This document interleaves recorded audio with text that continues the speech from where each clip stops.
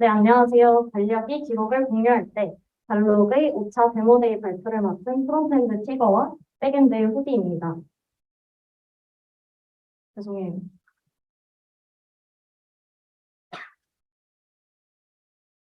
저희는 프론트엔드의 성능 최적화 이야기로 발표를 시작하려고 합니다.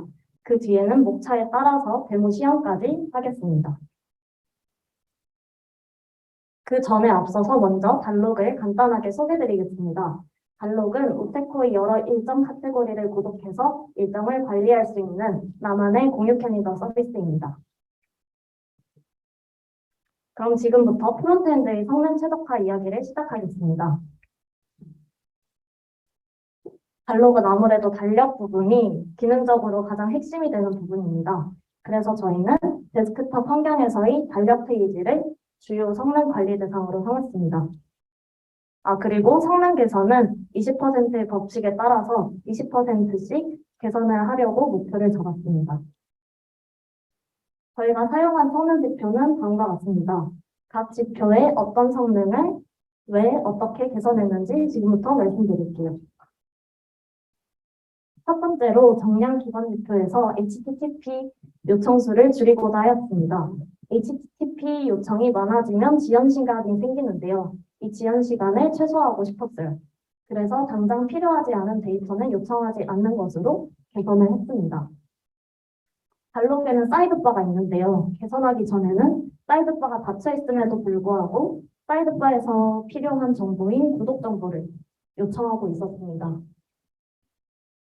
저희는 이거를 사이드바가 열렸을 때 요청하는 것으로 변경함으로써 이 달력 페이지에 접속했을 때의 HTTP 요청 수를 줄일 수 있었어요. 다음으로는 번들 크기를 줄이고자 했습니다.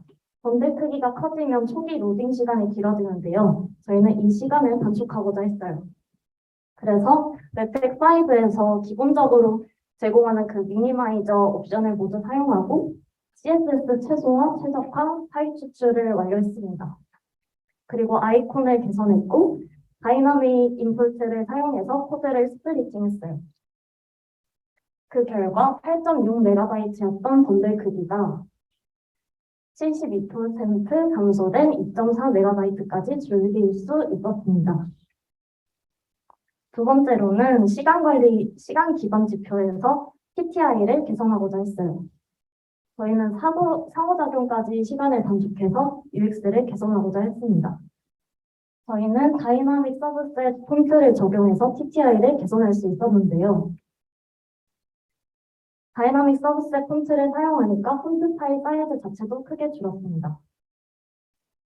그 결과 TTI는 23% 줄어드는 걸 확인할 수 있었어요. 세 번째로는 렌더링 지표에서 CLS를 개선하려고 했습니다. 예기치 않은 레이아웃의 이동을 최소화해서 UX를 개선하고자 했고, 저희는 랜딩 페이지에 애니메이션이 있었는데, 이 애니메이션은 트랜스폼 CSS 속성을 사용해서 CLS를 줄였습니다. 이게 개선 전에 퍼포먼스 탭이었는데, 애니메이션이 발생하는 동안 레이아웃 시프트가 발생하는 걸 확인할 수 있었습니다. 이걸 개선해서 레이아웃 시프트가 제거된 걸 확인할 수 있었어요. 마지막으로 규칙 기반 지표에서 라이트하우스 성능 검사를 실시했습니다. 개선 전에는 52점의 성능 점수가 나왔었는데 개선 후에는 45% 개선된 75점까지 개선을 했습니다. 웹페이지 테스트도 진행을 했는데요. 전체적으로 수치가 개선된 걸 확인할 수 있었습니다. 이어서 백엔드 발표 후기가 이어서 해주시겠습니다.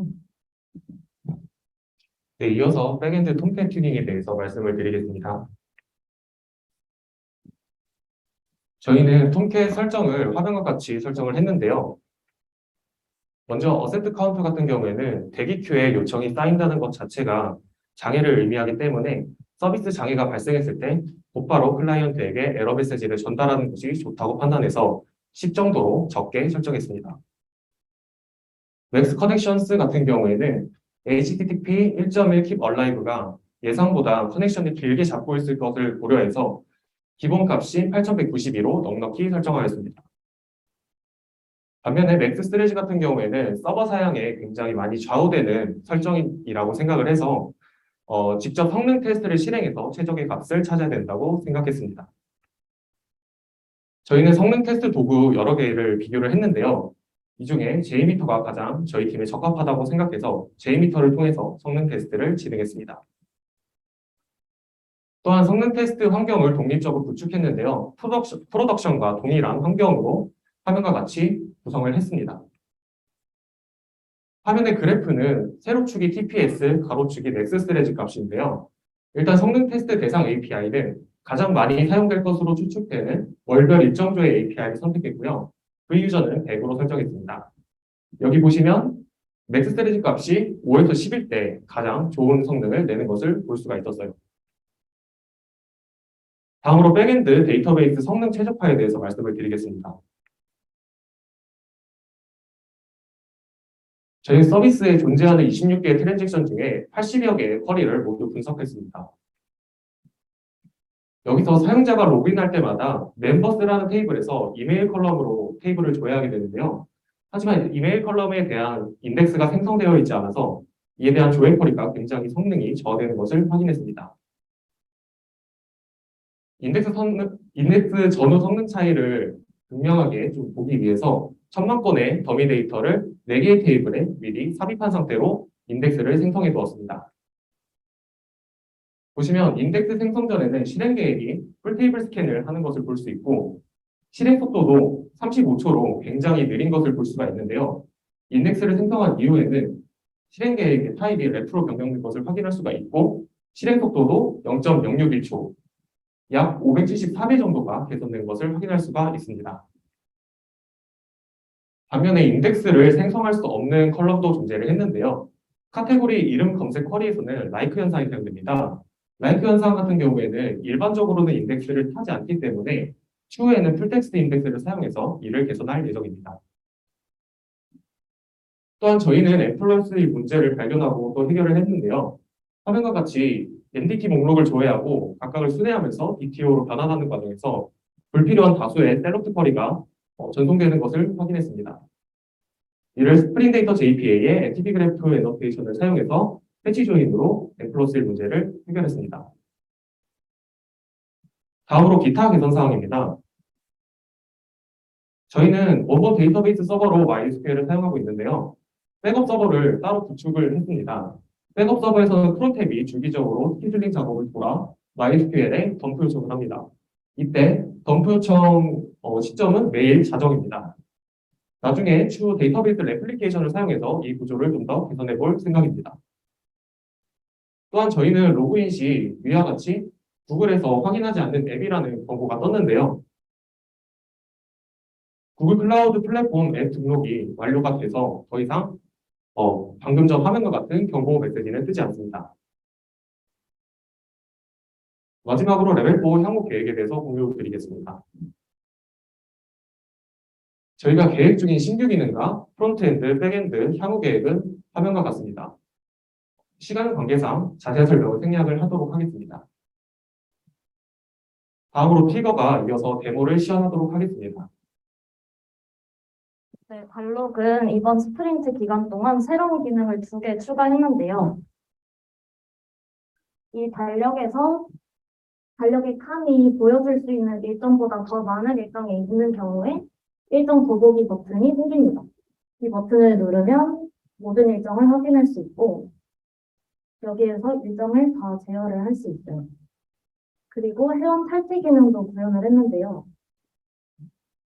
여기 프로필 메뉴를 누르고 발록 탈퇴를 누르면 탈퇴를 할 수 있는 모달이 뜨고 여기에서 탈퇴를 할 수 있는 기능을 구현했습니다. 기능 구현뿐만 아니라 UI, UX 개선도 했는데 사이드바에서 카테고리 목록을 아코디언으로 다 변경을 했습니다. 그래서 사용자가 원하는 카테고리 목록만 잘 볼 수 있게 개선을 했어요. 그리고 일정 생성 모달에서 종이를 원래 버튼이었던 것을 체크박스로 변경했고 여기 셀렉트도 커스텀을 했습니다. 그리고 카테고리를 설정하는 부분을 아래로 내림으로써 UX도 개선했어요.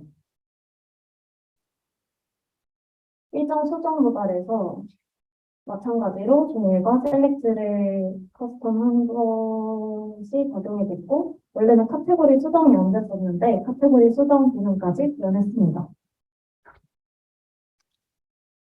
그리고 일정의 색깔을 변경을 할 수가 있는데요. 원래는 부자연스럽게 변경되었었는데, 트랜지션을 적용해서 자연스럽게 색상을 변경할 수 있습니다.